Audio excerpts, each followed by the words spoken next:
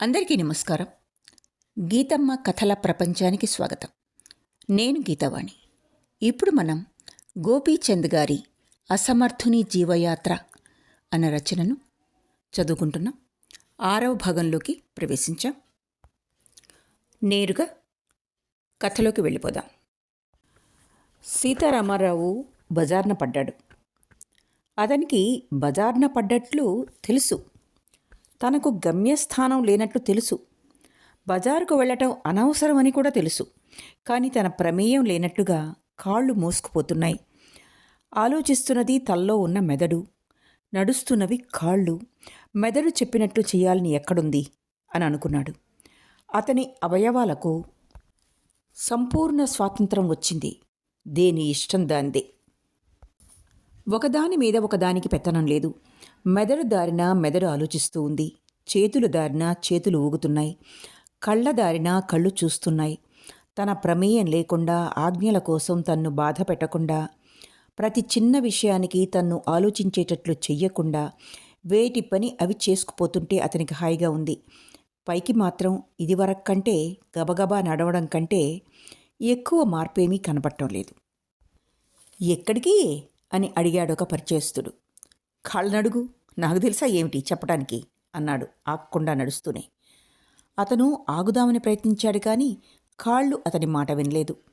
ఒడ్డుకు చేరాలని ప్రయత్నిస్తూ ప్రవాహ వేగంలో కొట్టుకుపోతున్న వాడికి మళ్ళీ కనిపిస్తున్నాడు. ఎక్కడా కనపడటం లేదే అని అడిగారు ఒకరు. బ్రేకులు లేవు, నన్నేం చేయమంటావు అని ఎదురడిగాడు. ఎత్తుమీద నుంచి పల్లానికి దిగే సైకిలుకు మళ్ళీ వెళ్తున్నాడు. ఎదురుగా వస్తున్న మనిషితో పోతున్నాను అని చెప్పాడు ఆగకుండానే. రోడ్డు ప్రక్కన పిల్లలు బిళ్ళంగూడ ఆడుకుంటున్నారు. ఒక కుర్రాడు మున్నాంచి అని కేక వేశాడు. అతడు నడుస్తూనే ఎన్నాంచి అని రోడ్డు మీద నుంచి బిగ్గరగా కేక వేశాడు. అతని కాలికి ఏదో తగిలింది. ఠక్కున ఆగిపోయాడు. చూచాడు. మసిబొగ్గు. ఒంటరిగా దిక్కు దివాణం లేకుండా పడి ఉన్న ఆ మసిబొగ్గును చూస్తే అతనికి అలుసయింది. అటు ఇటు తన్నాడు. అది తను ఎటు తంతే అటు వెళ్ళింది. దాని అమాయకత్వానికి అతనికి నవ్వొచ్చింది. చేత్తో తీసుకుని ఎగరవేసి పట్టుకుంటూ నడుస్తున్నాడు. ఎంత ఎత్తుగా గిరాటు వేసినా అది మళ్ళీ తన దగ్గరికే వచ్చి పడుతూ ఉంది. సిగ్గులేదు. దీనికంటే భార్యే నయం అనుకున్నాడు. కానీ వెంటనే జాలి వేసింది. దెబ్బ తగిలిందా అని నిమిరి మా బుచ్చే అని లాలించి ముద్దు పెట్టుకున్నాడు. పెదిమలతో ముద్దు పెట్టుకుంటే చేతులకు మసి అయింది. వెంటనే ఊళ్ళో ఉన్న గోడలన్నీ తెల్లగా కనిపించినాయి. గోడల నిండా మసిబొగ్గుతో బొమ్మలు గీయటం మొదలుపెట్టాడు. ఎక్కడ గీచినా కొద్ది మార్పులతో పక్క పుటలో ఉన్న బొమ్మే. అతని చుట్టూ పిల్లల గుంపు పోగయింది. నా బొమ్మ రాయమంటే నా బొమ్మ రాయమని వెంటపడ్డారు. నేను రాయను. ఎందుకనాయ్? పిల్లల బొమ్మలు నీ రాయికే.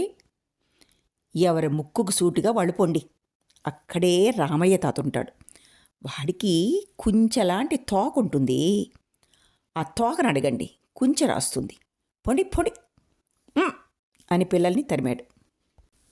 నల్ల కోటు వేసుకుని జరీ తలపాగా ఒకటి చుట్టుకుని చేతికర్ర పట్టుకుని ఒక పెద్ద మనిషి ఠీవిగా తన ముందు నడిచి వెళ్ళడం చూశాడు. ఏయ్ ఆగు అన్నాడు. ఆ పెద్ద మనిషి కంగారు పడుతూ ఆగాడు. సీతారామారావు అతని దగ్గరగా వెళ్ళి భుజం మీద చెయ్యేసి, అది సరేగాని నువ్వెందుకు పుట్టావో నీకు తెలుసా అని అడిగాడు. ఆ పెద్ద మనిషి అయోమయంగా చూస్తూ నుంచున్నాడు. పోనీ ఆ సంగతి తెలియకపోతే పోయింది, ఎట్లా పుట్టావో ఆ సంగతైనా తెలుసా అని అడిగాడు. పెద్ద మనిషి కంగారు పడ్డాడు. మరి ఏం చూసుకొని ఈ డాబు సరి అని బిగ్గరగా నవ్వటం మొదలుపెట్టాడు సీతారామారావు. ఆ పెద్ద మనిషి తప్పించుకు వెళ్ళటానికి ప్రయత్నించాడు. నువ్వు గంగిరెద్దుకు మళ్ళీ, చాకలివాని గాడిదకు మళ్ళీ ఇన్ని గుడ్డలు కప్పుకున్నావే. మొన్న ఒక చీర అడిగిందని ఎందుకురా నీ భార్యను కొట్టింది? నీ భార్య నాకు చెల్లెలు వంటిది గనుక అడుగుతున్నాను. ఆడదాన్ని కొట్టడానికి నీకు చేతులెట్టా వచ్చినాయిరా అని అడిగాడు. ఆ పెద్ద మనిషి విదిలించుకుని వెనక్కి తిరిగి చూస్తూ వెళ్ళిపోయాడు. అతను ప్రక్కనున్న కాఫీ హోటల్లోకి వెళ్ళాడు. ఫలహారం చేసి బల్ల ముందు కూర్చున్న ప్రొప్రైటర్ దగ్గరికి వచ్చి, ఎంత అని అడిగాడు. 5 పావలా ఇస్తే ఏమవుతుంది? అంతలావు ప్రొప్రైటరు బెదిరిపోయి చూస్తూ కూర్చున్నాడు. అటు సూర్యుడు ఇటు పొడుస్తాడా? మన దేశ ఆర్థిక విధానం తారుమారవుతుందా? ఆడవాళ్లకు సమాన హక్కులు వస్తాయా? స్వరాజ్యం రాకుండా పోతుందా? ఏమవుతుందంటావు అని అడిగాడు. ప్రొప్రైటర్ భయపడుతూ కూర్చున్నాడు.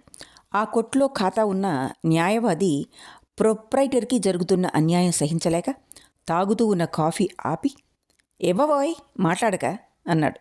సీతారామారావు ఆ న్యాయవాదిని జాలిగా చూచి, ఒరేయ్, నువ్వు న్యాయం చెప్పొచ్చావు గాని నువ్వు చేసేదంతా న్యాయమేనట్రా? నువ్వు ఇన్నిసార్లు కాఫీ తాగుతున్నావే, నీ భార్యకు ఒక్కసారన్నా జోడు ఇడ్లీ తీసుకువెళ్ళావు? పాపం వాళ్ళు మాత్రం మనుషులు కాదట్రా? వాళ్ళని మనతో సమానంగా చూసుకోకపోతే ఎట్లాగురా చెప్పు? చెప్పరా నా తండ్రి అని బతిమాలుతూ కన్నీరు పెట్టుకొని, పాపం ఆమె కన్నవారినందరినీ వదులుకొని నువ్వే దేవుడవని అనుకుని పరపురుషుల్ని దగ్గరకు చేరనివ్వకుండా బిగబట్టుకొని నీతో కాపురం చేస్తూ ఉందే, ఆమెను నువ్విట్లా కష్టపెడితే ఎట్లాగురా? చెప్పరా నా తండ్రి అని గడ్డం పట్టుకొని బ్రతిమాలాడు. చుట్టూ పోగైన వాళ్ళు తేరుకోకముందే బయటకొచ్చి నుంచునే దిమ్మ మీద నుంచున్నాడు.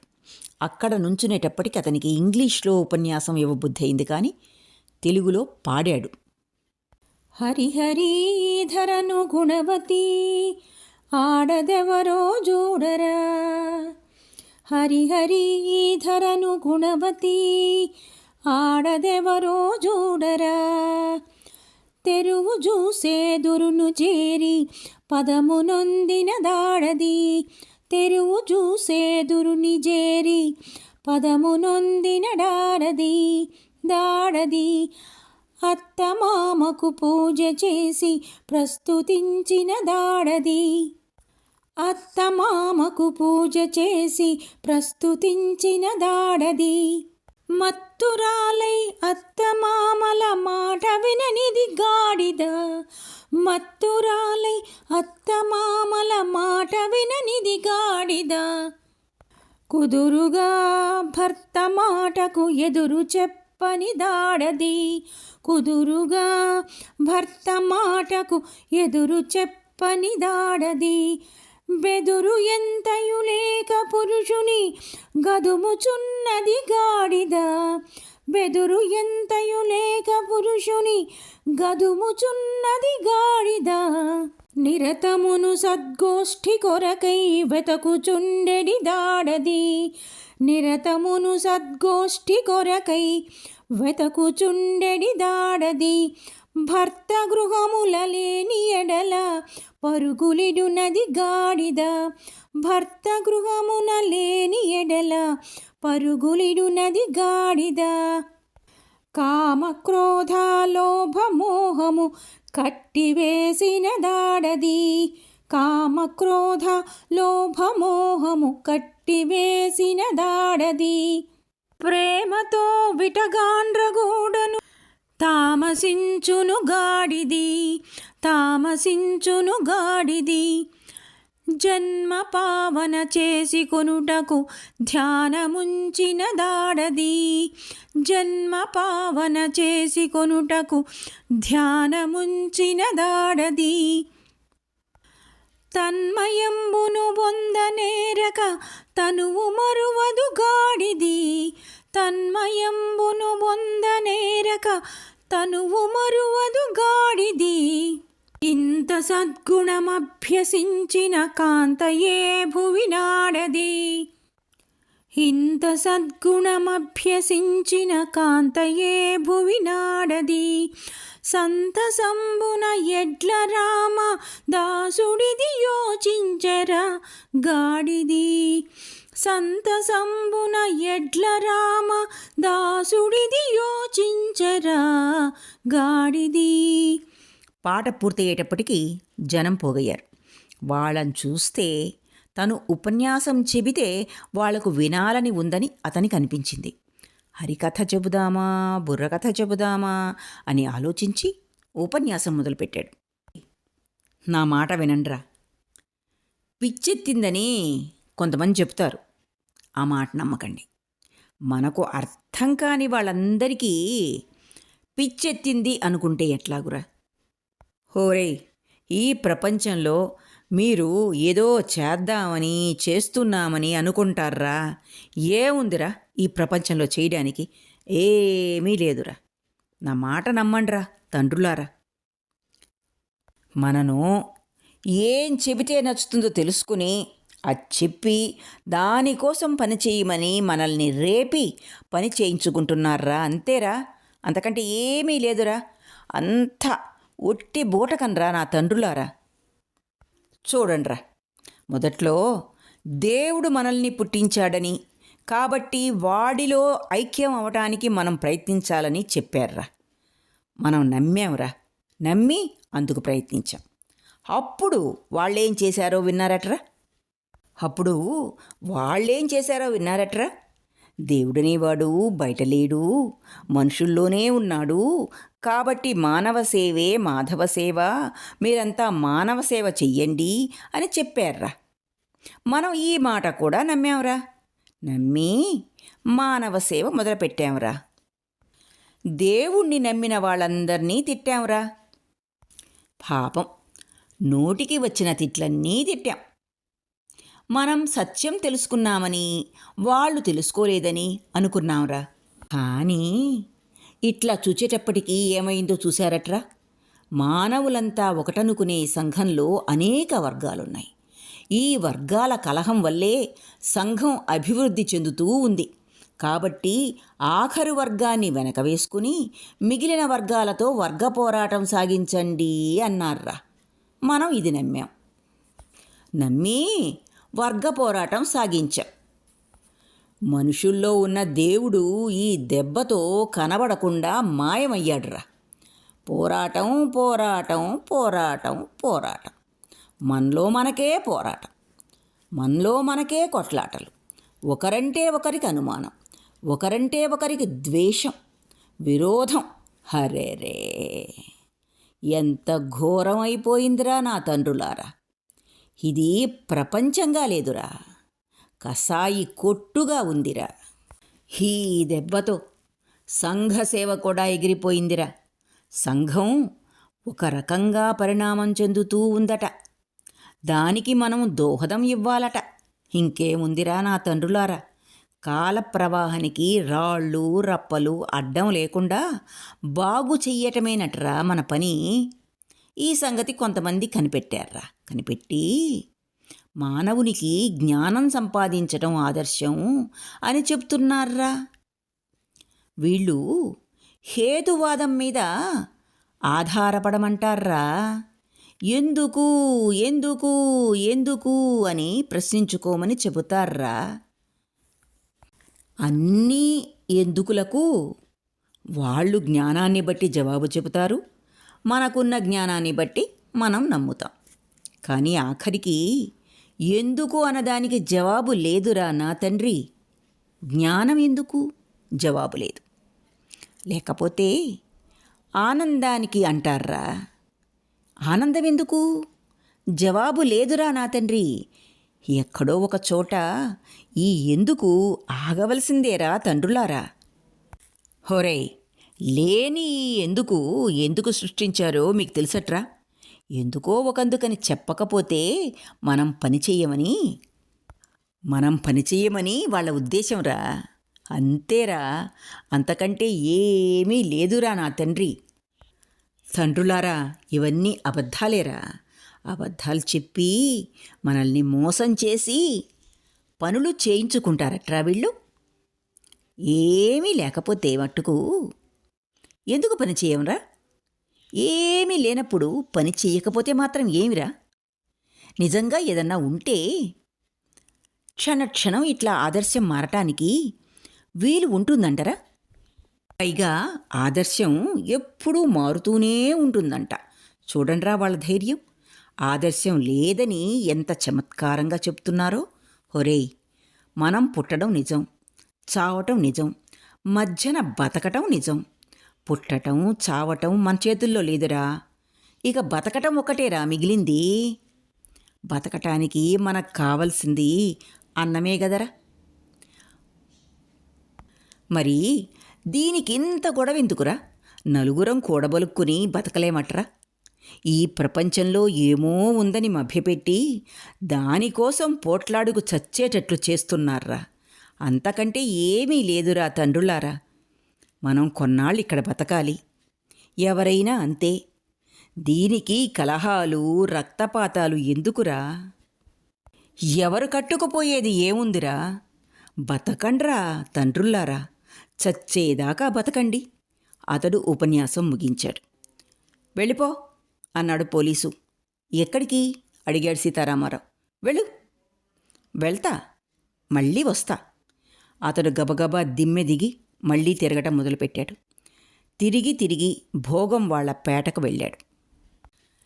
భోగం వాళ్ళు ప్రత్యేకం ఒక పేట కట్టుకోవటం అతనికి విచిత్రంగా కనిపించింది. ఒకే వృత్తిలో ఉన్నవాళ్లకి అంతా ఒకచోట ఉండాలనిపిస్తుంది గామాలు. ఏ వృత్తిలోనూ లేని తనకు మళ్ళే, తన స్నేహితులకు మళ్ళే. ఎందుకనో గాని భోగం వాళ్ళకి తనకి కొంత పోలిక ఉన్నట్లు కనిపించింది. ఇద్దరూ సంఘానికి పనికి రాకుండా పోయినవాళ్లే. సంఘంలో ఉన్న కుళ్ళుతో భవంతులు కట్టించుకుని వాట్లల్లో నివసిస్తున్న వాళ్లే గాని తమను చూస్తే ఎవ్వరికీ జాలి కలగదు, ఎగతాళిగా కూడా ఉంటుంది. ఒక భోగంది గుమ్మంలో నిలబడి విటుడితో మాట్లాడుతున్నది. సీతారామారావుకి వాళ్ళు ఏం మాట్లాడుకుంటున్నారో తెలుసుకోవాలనిపించింది. గబగబా వాళ్ళ దగ్గరికి వెళ్ళి, ఏమిటే వాడితో నువ్వు మాట్లాడేది అని అడిగాడు. వాళ్ళిద్దరూ ఒకళ్ళ మొహం ఒకళ్ళు చూసుకుంటూ నిలబడ్డారు. చెప్పవే, నాకు వినాలనుంది అన్నాడు. నీకు అనవసరం అంది ఆ పిల్ల. అనవసరమా? సంఘంలో ఇద్దరు మాట్లాడుకునే మాటలు, ఇద్దరు ప్రవర్తించే ప్రవర్తన అందరికీ అవసరమే. తెలుసుకోవలసిన బాధ్యత అందరి మీద ఉంది. సంఘం అంటే ఏమనుకున్నావు? అది చేనుకి కంచె, చేలో మంచె. అది ఒక పత్తేదారు. తనలో ఉండే ప్రతి వ్యక్తి సంగతి కనిపెడుతూ ఉంటుంది. తన మాట ప్రకారం ప్రవర్తించిన వాళ్లను సుఖపెడుతుంది, తన మాట వినని వాళ్ళని హింసిస్తుంది. తెలుసా అన్నాడు. ఆ కుర్రవాడు ఈ మాటలు విని భయపడి మెదలకుండా వెళ్ళిపోయాడు. అతనికి కష్టం వేసింది.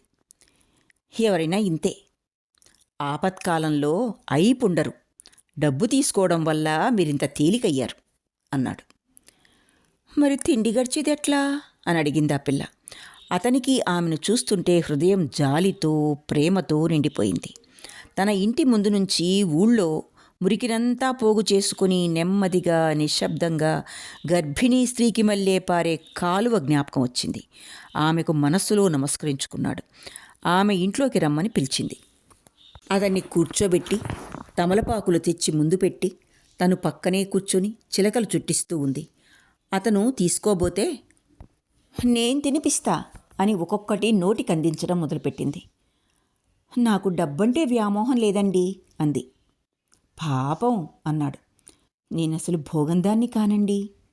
మహాపతివ్రతవా ఏమిటి కొంపదీసి అని లేవబోయాడు. తమ్మ ఉమ్మి వేయబోయాడు. నేను చెప్తే మీకు నవ్వులాటగా ఉంటుంది కదండి. నేనసలు భోగందాన్ని కాను. నేను చెప్తే గొప్పకు చెప్తున్నాను అనుకుంటారు కానీ నేనసలు బాపన పిల్లని అంది. అతను నోరు తెరుచుకుని వింటున్నాడు. తమలపాకులతో ఎర్రబారిన అతని నోరు కాకిపిల్ల నోరుకు మళ్ళే, లక్క చిట్టికి మళ్ళే ఉంది. నా తల్లిని ఒక బాపన కుర్రాడు మోసం చేశాడు. పెళ్ళి కాకముందే నేను పుట్టాను. నన్ను నా తల్లి భోగం వాళ్ళకు అమ్మేసింది. నేను ఈ వృత్తిలో ప్రవేశించనని ఎంత పోట్లాడాననుకున్నారు అని కన్నీరు పెట్టుకునేందుకు ప్రయత్నిస్తూ ఉంది. ఎందుకని?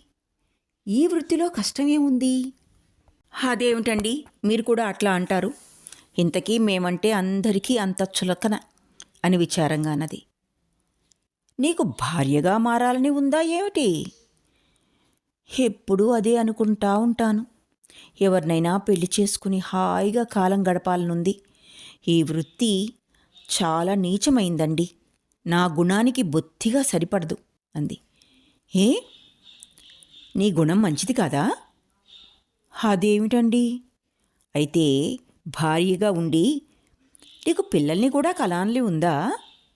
ఆమె సిగ్గును అభినయిస్తూ చీర జరీ అంచు చేతి వేళ్లతో సర్దుకుంటూ, ఎంత చెడ్డా, మేం మాత్రం ఆడవాళ్ళం కాదుటండి. ఏ ఆడదానికి ఉండదండి ఆ కోరిక?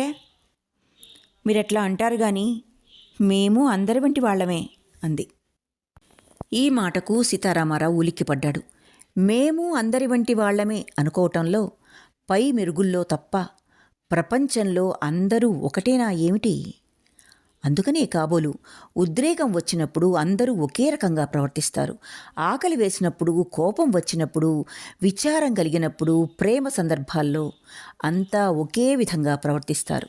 భేదాలు పై పూతలోనే. పూత కరిగిపోతే అంతా ఒకటే సరుకు. మనస్సులో ఈ ఆలోచనలు చెలరేగుతున్నాయి. కళ్ళతో ఆమెను తీక్షణంగా చూశాడు. మనస్సులో ఆలోచనలు కట్టుబడినాయి. అతని కళ్లకు ఆమె ఒక్క క్షణం సూర్యారావుగా, ఒక్క క్షణం శాతవాహనుడిగా, ఒక్క క్షణం బాలకృష్ణుడిగా, ఒక్క క్షణం శివరావుగా, ఒక్క క్షణం తానుగా కనిపించింది. ఆమె తల చుట్టూ తన స్నేహితుల తలలు, తన తల గిర్రును తిరుగుతున్నాయి. తమ తలల మధ్యన ఉన్న ఆమె తల ఒక్కొక్కప్పుడు పగలబడి నవ్వుతున్నది, ఒక్కొక్కప్పుడు విరగబడి ఏడుస్తున్నది.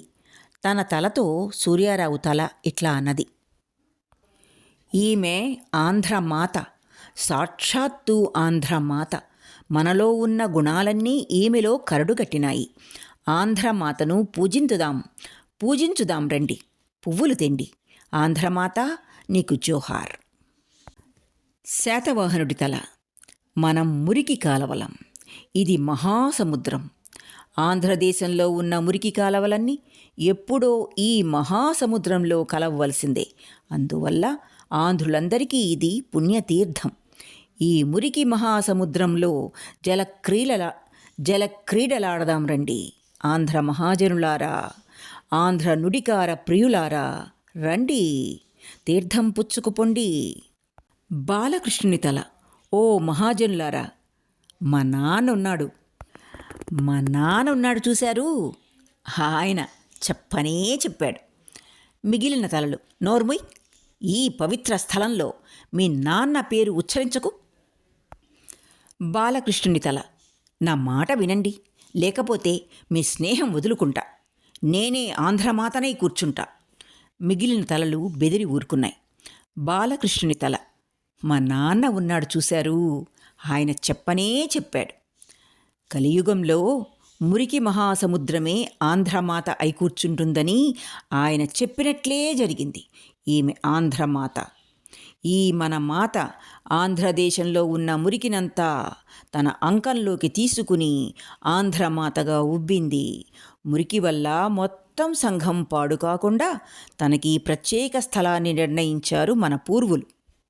శివుడు విషాన్ని తన కంఠంలో ఉంచుకుని లోకాన్ని రక్షించినట్లు ఈమె, ఈ మన మాత మురికిని తన అంకంలో ఉంచుకొని ఆంధ్రదేశాన్ని రక్షిస్తూ ఉంది. ఈమెకు నా ధన్యవాదాలు. శివరావు తల, ఈమెను మాత అంటున్నామని మీరు శంకిస్తున్నారేమో. అట్లాంటి శంక మీరు పెట్టుకోవద్దు. తల్లైనా, తండ్రి అయినా, కూతురైనా, భార్య అయినా, సోదరి అయినా, స్నేహితుడైనా వీరందరినీ ప్రేమించడానికి కారణం సెక్సే. అసలు ఏ వస్తువునైనా ప్రేమించే శక్తినిచ్చేది సెక్సే. మానవుల్ని ప్రేమించడానికి, అన్నిటికీ సంఘాన్ని ప్రేమించడానికి, దేశాన్ని ప్రేమించడానికి కారణం సెక్సే. ఇటువంటి పవిత్రమైన వాంఛను మీరు దాచుకోకూడదు, తీర్చుకోవటానికి వెనుకంజ వేయకూడదు. ఈ మాటలు విని సీతారామారావు ఓరి భగవంతుడా అని ఒక అరుపు అరిచి బయటకు పరిగెత్తాడు. ఎక్కడా ఆక్కుండా రోడ్డు వెంబడి ముక్కుకు సూటిగా వెళ్తున్నాడు. ఒక యానాదివాడు తాగి తూలుతూ ఎదురుగుండా వస్తున్నాడు. రాగాలు తీస్తున్నాడు. వాడి భార్య రెక్క పట్టుకుని తీసుకువెళ్తూ ఉంది. వాడు మధ్య మధ్య విదిలించుకుని, ఉండవే డోక్కలే అంటున్నాడు. తాగేవట్రా అని అడిగాడు సీతారామారావు. చెప్పవే, దొరేందో అడుగుతున్నాడు అని అన్నాడు పెళ్ళాన్ని. నీకేమయ్యా తాగితే అంది రెక్క పట్టుకొని తీసుకువెళ్తూనే. సీతారామారావుకి సంఘాన్ని తన్నబుద్ధి అయింది. కానీ ఎట్లా? ఈ సంఘానికి తలెక్కడా, తోకెక్కడా, ఉదరమెక్కడా? ఎట్లా తన్నేటట్టు? ఆ రోడ్డు చివరిదాకా నడిచి వెళ్ళి మలుపు తిరిగాడు. రోడ్డు పక్కనే దేవాలయం ఉంది. దాని ముందు మీటింగ్ జరుగుతూ ఉంది.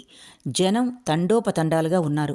వాళ్లను చూసేటప్పటికీ ఇన్నాళ్ల నుంచి తాను వెతుకుతున్న సంఘం, తనకు కనబడకుండా తప్పించుకున్న సంఘం అదే అనిపించింది. గబగబా జనం మధ్యకు వెళ్ళాడు. వేదిక మీద పరబ్రహ్మశాస్త్రి, నాగలింగం, రాంభొట్లు, విశ్వేశ్వరరావు, చైతన్యస్వామి కూర్చునున్నారు.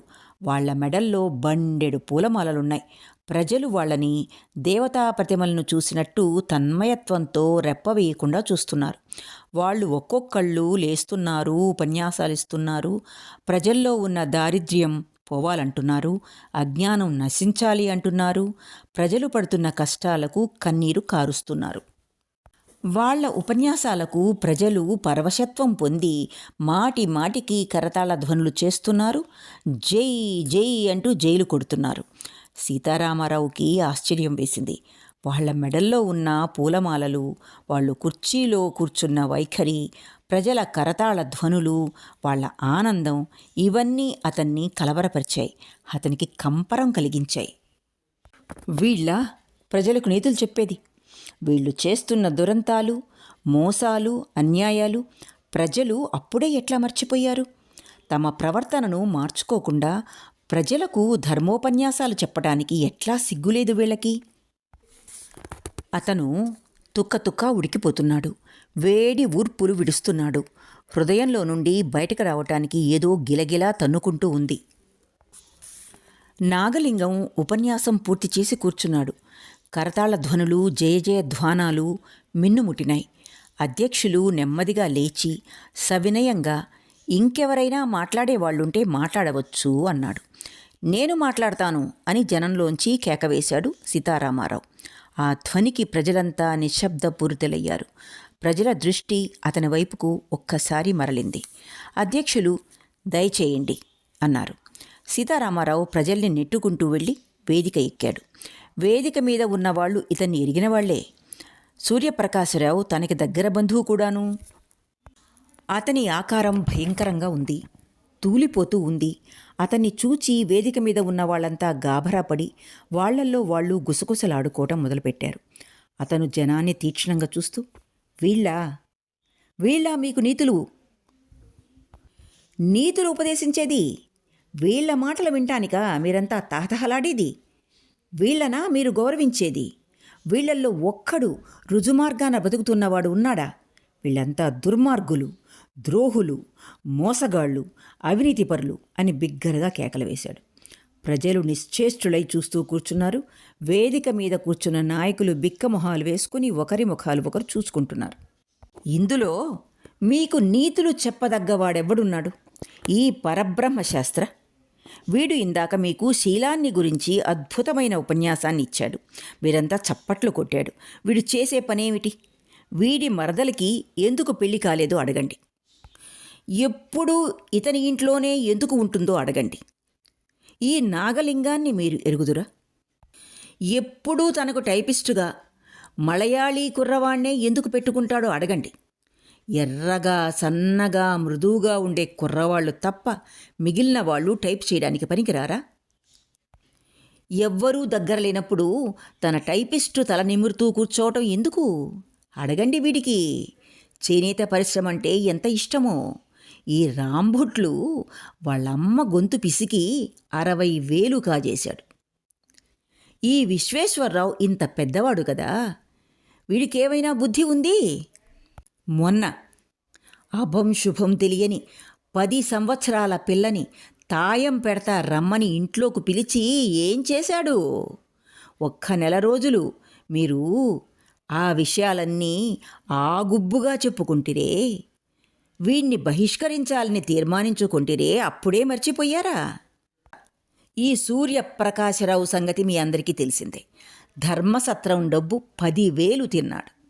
వాళ్ళ ఇంటి పక్కన ఉన్న పాపయ్య ఇల్లు తాకట్టు పెట్టుకొని డబ్బు వడ్డీకిచ్చి ప్రస్తుతం అతని భార్యని వశం చేసుకున్నాడు.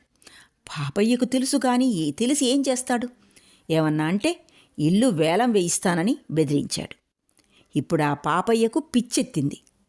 ఇలా మీకు నీతులు చెప్పే ప్రవక్తలు, లోక కళ్యాణార్థం ధర్మోపన్యాసాలు చేసే త్యాగమూర్తులు, ప్రజల్ని ఉద్ధరించే నాయక శ్రేష్ఠులు. అతను మాట్లాడుతూ ఉంటే ప్రజలు నోళ్లు తెరుచుకుని వింటున్నారు. వేదిక మీద ఉన్నవాళ్లు కుంచుకుపోయారు. ఎవ్వరికీ ముందుకు రావటానికి ధైర్యం చాలటం లేదు. ఎవరికి వాళ్ళు తమని గురించి ఏమంటాడో, తమ రహస్యాలు ఏం బయట పెడతాడోనని ప్రాణాలు ఉగ్గబట్టుకుని కూర్చున్నారు. అధ్యక్షుడితో సూర్యప్రకాశరావు, తాగాడు, దింపండి, అట్లా చూస్తారే అన్నాడు. కానీ అధ్యక్షుడికి ఊపిరి సలపటం లేదు. సీతారామారావు మాట్లాడుతూనే ఉన్నాడు. ప్రజల్లో నుండి, నీ సంగతేమిటో కూడా కాస్త చెప్పు అని కేక వేశాడు ఒకడు. నా సంగతేదైనా నేను మీకు నీతులు చెప్పటం లేదు, నేను ఆచరించని సిద్ధాంతాలను మీకు బోధించడం లేదు అన్నాడు సీతారామారావు. మరే ఇందాకటి నుంచి ఏడ్చింది ఏమిటి అని ఇంకొకడు కేక వేశాడు. మీకు నీతులు చెప్పే వాళ్ళని చూచి మోసపోవద్దు అని చెప్తున్నాను. వీళ్ల కపట ప్రవర్తనను, వీళ్ల నీచ స్వభావాలను మీకు ఎరుకపరుస్తున్నాను. అన్నీ ఏడ్చావులే, దిగు. ప్రజల్లో గోల బయలుదేరింది. ఈలలు వెయ్యటం, వెకిలి నవ్వులు నవ్వటం, చప్పట్లు కొట్టడం ప్రారంభించారు. సోడా బుడ్డి కీచుమంది. అధ్యక్షుడికి ధైర్యం వచ్చింది. ఇక కూర్చో అన్నాడు భుజం పట్టుకుని లాగుతూ. సీతారామారావు విదిలించుకుని, ఇదిగో అధ్యక్షుల వారి సంగతి చెప్తా వినండి. ఈయన స్వాముల వారు గదా, శుద్ధ చేతన స్వరూపం గదా, సర్వసంగ పరిత్యాగి కదా. ఈయన చేస్తున్న పనులేమిటో కొంచెం తెలుసుకోండి అని బిగ్గరగా అన్నాడు. చైతన్యస్వామి ముఖాన నెత్తురు లేకుండా పోయింది. ఆ పట్నే కుర్చీలో చతికిలబడ్డాడు. చెప్పు, చెప్పాల్సిందే అని ప్రజలు కేకలు వేశారు. స్వాములవారు ఈ ప్రపంచం మిథ్య అని చెప్తారు. జీవితమంతా భగవంతుని చేరటానికై ప్రయత్నించాలని బోధ చేస్తారు. కానీ వీరేం చేస్తున్నారో అడగండి. ఈ బోధలు, ఈ నియమాలు తాము అనుసరించవలసినవి అవసరం లేదంటారు. ఇవన్నీ అజ్ఞానుల కోసం ఏర్పడ్డవి. కానీ జ్ఞాని వీటికి అతీతుడు అంటారు. తాను జ్ఞాని గనుక ఏం చేసినా తప్పు లేదని తనకు అంటవని చెప్తారు. ఒక కుర్రదాన్ని వేదాంత బోధ అని భర్త దగ్గర నుంచే లేపుకొచ్చాడు. అడగండి, నా మాట అబద్ధమేమో. మొదట్లో ఆ పిల్ల అంగీకరించకపోతే తప్పేముంది, దురద పుడితే గోక్కోవడం లేదా అని బోధ చేశాడు. ఆ కుర్రది ఈ సిద్ధాంతాన్ని ఆచరణలో పెట్టింది. అయితే మరి ఆ స్వాముల వారితోనే ఆక్కపోయేటప్పటికీ స్వామీజీకి ఆగ్రహం వచ్చి ఆశ్రమంలో నుంచి తరిమేశాడు. ఆ పిల్ల తిరిగి ఆత్మహత్య చేసుకుంది. అడగండి, నా మాట అబద్ధమేమో. జనానికి ఈ విషయం వినడానికి ఆహ్లాదకరంగా ఉంది. సంతోషంగా గోల చేస్తున్నారు. చైతన్య స్వామి బుసలు కొడుతున్నాడు. సీతారామారావు మాట్లాడుతూనే ఉన్నాడు.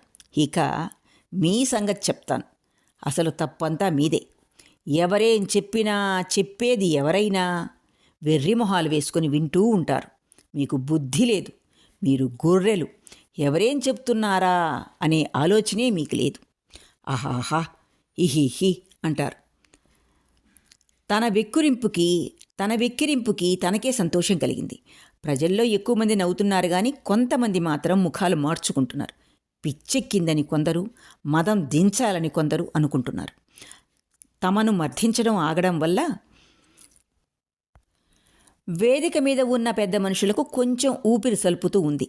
సూర్యప్రకాశరావు కోపంతో ఉపాయం ఆలోచిస్తూ ఉన్నాడు.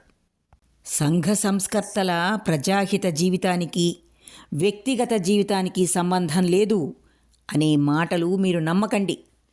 మిమ్మల్ని మోసం చేయటానికి చెప్పే మాటలవి.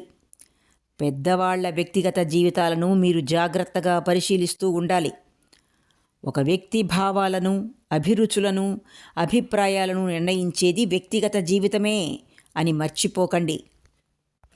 మీరు అజ్ఞానులు, మూర్ఖులు, పందలు అని ప్రజలను నోటికి వచ్చినట్టు తిట్టడం మొదలుపెట్టాడు. అవకాశం కోసం నిరీక్షిస్తున్న సూర్యప్రకాశరావు దిగ్గున లేచి సీతారామారావుని ఒక ప్రక్కకు నెట్టి ప్రజల్ని ఉద్దేశించి ఆవేశంతో, వీడు తాగుబోతు, హంతకుడు, వీడు మిమ్మల్ని ఇంత నీచంగా తిడుతూ ఉంటే మీరు ఎలా సహించి ఊరుకుంటున్నారు? మీరు ఆంధ్రమాత పుత్రులు కాదా? మీలో ఉన్న ఆంధ్ర రక్తం, ఆంధ్ర శౌర్యం, ఆంధ్రుల ప్రతాపం ఏమైనాయి? అవమానం సహించి ఎలా ఊరుకోగలుగుతున్నారు? తన్నండి, పొడవండి అని బండబూతులు కూస్తూ వేదిక మీదకు ఎక్కుతూ ఉంది జనం. సీతారామారావు గభాలున బల్ల మీదకెక్కి కుర్చీ ఒకటి చేత్తో పైకెత్తి పట్టుకొని, రండి, నా ఒంటి మీద చెయ్యి పడిందా మీ ప్రాణం పొయ్యిందే, ప్రాణాలకు ఆశ వదులుకున్న వాడెవ్వడో ముందుకు రండి అని గద్దించాడు. అతని ఆకారం భయంకరంగా ఉంది. ఏ పని చేయటానికైనా వెనుదీయడని ముఖ కవళికలు చెప్తున్నాయి. జనం ముందుకు రావటానికి భయపడింది. ఎవరికి వాళ్ళు తమనే సంబోధిస్తున్నాడు అనుకున్నారు. ముందు దెబ్బ తన మీదే పడుతుంది అనుకున్నారు. వెనక వాళ్ళు బండబూతులు తిడుతూ ముందు వాళ్ళని వేదిక దగ్గరకు తోస్తున్నారు. ముందు వాళ్ళు మాత్రం నెగడదని నించున్నారే గాని కదలటం లేదు. అతడు అలాగే కుర్చీ చేత్తో ఎత్తిపట్టుకొని, రాకండి, ఒక్క అడుగు ముందుకు వేశారా తలలు పేలిపోతాయి అన్నాడు. ప్రజలు భయపడుతూ ఉంటే అతనికి కసి ఎక్కువైంది. మీరంతా ఒట్టి పిరికి వెధవలు, రారే, నుంచున్నారే, రండి అని అరిచాడు. తన్నండి, చూస్తారే, వాడు దుర్మార్గుడు, భార్యను పిల్లల్ని బాది వచ్చాడు, చూస్తూ ఊరుకుంటే ఏమైనా చేస్తాడు అని జనంలోంచి ఎవరో కేకవేశారు. ఆ గొంతు అతనికి బాగా పరిచయమైన గొంతుగా కనిపించింది. అటు చూశాడు. రామయ్య తాత జనాన్ని నెట్టుకుంటూ ముందుకొస్తున్నాడు. జనం అతన్ని అనుసరిస్తూ ఉంది. రామయ్య తాత, నువ్వా? రా, నీ సంగతొక్కటే ఇక మిగిలింది. ఈ రామయ్య తాత ఉన్నాడు చూశారు, ఇంత ముసలివాడా, పడేయండి, పట్టుకోండి అని కేకవేశాడు రామయ్య తాత. చైతన్యస్వామికి ధైర్యం వచ్చింది. సీతారామారావు నుంచున్న బల్ల పడదోశాడు. బల్లతో పాటు సీతారామారావు కింద పడ్డాడు. జనం విరుచుకు మీద పడింది. తన్నండి, కట్టి పడేయండి. ఏ వదిరాడ్రా, పెద్దల్ని తిడతాడా పబ్లిక్లో పట్టుకొని? పిచ్చిగాదురా, వాళ్ళకి వ్యక్తిగత తగాదాలున్నాయి. కసి తీర్చుకోవడానికి, వాళ్ళని అవమానించడానికి ఇంత పనిచేశాడు. నోటికి వచ్చిన బూతులు కూశారు. తలొక తన్ను తన్నారు. సీతారామారావుకి కదిలే ఓపిక లేదు. అట్లాగే మాట్లాడకుండా పడున్నాడు. రామయ్య తాత దగ్గరకొచ్చి పలకరించాడు. బాబూ, ఇప్పుడెట్లా ఉంది? బాగానే ఉంది తాత. నీ మనవడికి ఒక సహాయం చేయవు? ఏమిటి బాబు? నీ మనవరాలతో నన్ను క్షమించమని చెప్పు తాత. అదెప్పుడో క్షమించి ఉంటుంది బాబు. తాత, ఇంకా నేను చేసిన తప్పేమిటో నాకు తెలియటం లేదు. ఇంతమంది చెయ్యని పాపం నేనేం చేశాను తాత? నాకేమీ తెలియటం లేదు తాత. బాబు, నీతో మాట్లాడాలి. వద్దు తాత, మాట్లాడి మొహం మొత్తింది. పర్వాలేదు బాబు, ఆ గన్నేరు చెట్టు కిందకి వెళ్దాన్రా, తిరిగ్గా మాట్లాడుకుందాం. ఇక్కడితో గోపీచంద్ గారి ప్రసిద్ధ రచన అసమర్థుని జీవయాత్ర 6వ భాగం పూర్తి అయింది. ఆలకించినందుకు ధన్యవాదాలు.